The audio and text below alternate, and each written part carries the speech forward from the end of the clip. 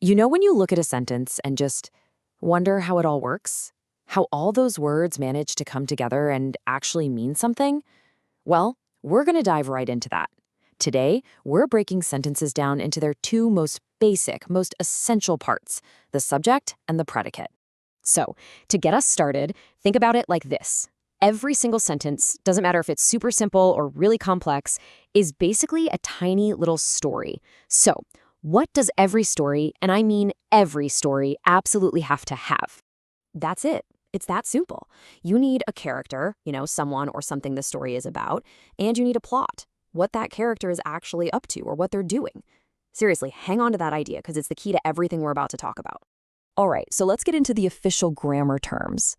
In the world of sentences, our character and our plot have specific names, and they are, you guessed it, the subject and the predicate. So here's the bottom line. The subject, that's our character. It's the who or the what of the whole sentence. And the predicate, well, that's the plot. It tells us everything about that subject, what it's doing, what's happening to it, what it is. See? Pretty simple, right? And this really just nails the core idea. Every complete sentence is like a partnership between these two parts. The subject gives you the topic, and the predicate tells you something about it. You really can't have one without the other. Okay, so we know what they are. That's great. But how do you actually spot them out in the wild, in a real sentence? Don't worry, I'm going to show you a super simple trick to find the subject, which pretty much makes finding the predicate a piece of cake. So first things first, every story needs characters, right?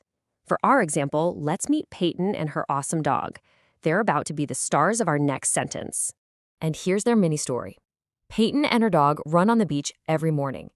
It's a full sentence, a complete thought. So looking at this, can you already spot our character and our plot? Now, here is that trick I was telling you about. It's just two easy steps. First, you find the main action word. That's the verb. In our sentence, the action is run.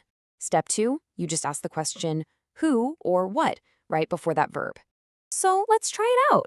The verb is run. So we ask, who or what run on the beach? Just think for a second. What's the answer to that question? And the answer, of course, is Peyton and her dog. And boom, just like that, you found the subject. It's that easy.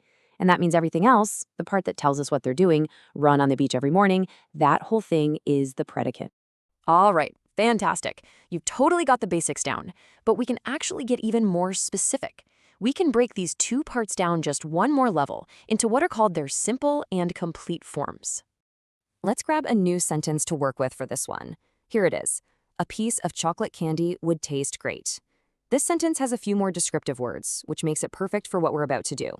First up, the complete subject. This is basically our main character and their entire entourage. It's the key noun plus all the words that describe it. So in this sentence, our complete subject is a piece of chocolate candy. Now, if you look inside that complete subject, you'll find the simple subject. This is the absolute core. The one word that the whole sentence is really about. Out of a piece of chocolate candy, the single most important word is piece. And that is our simple subject. And guess what? We can do the exact same thing for the predicate, for the plot of our story. The complete predicate is the main verb and all the other words that help complete the thought. In this sentence, that would be would taste great.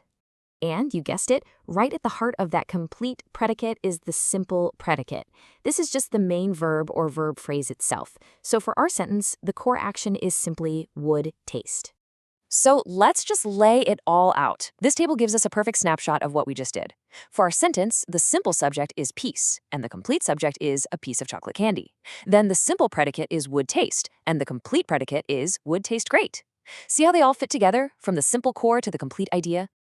Okay, so this is all really interesting grammar stuff, but you might be thinking, why does any of this actually matter? Why should you care about breaking sentences down like this? Let's connect it back to the real world. Honestly, knowing these building blocks is like a communication superpower. It helps you write with amazing clarity, making sure your reader always knows who is doing what. It helps you build stronger, more powerful sentences and communicate your ideas way more effectively. And it makes you a better storyteller. Think about it. Saying Peyton threw the ball feels totally different from the ball was thrown by Peyton. It's the same event, but we've changed the star of the story just by changing the subject. That's powerful. Just really think about that for a second. It doesn't matter if you're writing an email to your boss, a research paper, or, hey, the next big bestseller. Every single sentence is a fresh opportunity to tell a little story with a character and a plot, and to make your point clearly and powerfully. So, we've taken the sentence apart. We've looked at all its core components. The real question is, now that you know how all the pieces work, what are you going to create with them? What stories are you ready to build?